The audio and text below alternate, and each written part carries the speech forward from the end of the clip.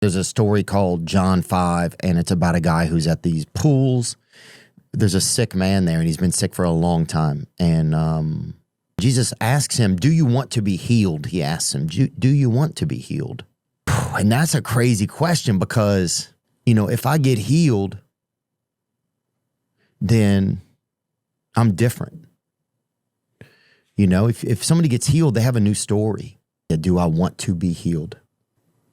And sometimes a lot of the answer is no, I don't. I don't know. If I'm scared of it, I don't know what I am.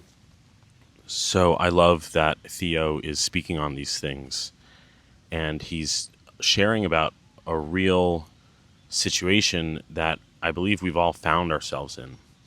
But he's also exemplifying a common misconception about what it takes to receive divine healing. Because in this story, this man never says that he is willing to get well.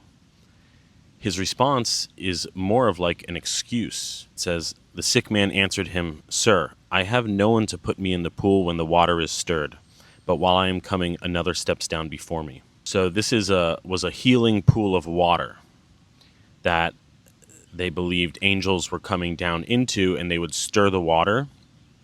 And then the first one to get into the pool after the angels had stirred the water would receive healing. So this is a man who can't walk.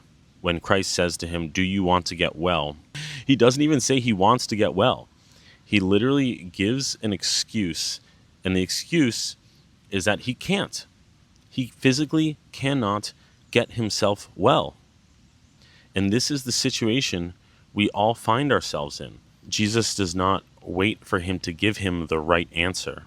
It is simply the hearing of truth which heals. So we are all in Theo's place of not sure if we want what is on the other side of healing, because we have made lives and we have made identities out of being the sick ones. If it were up to our human will, we would not receive it.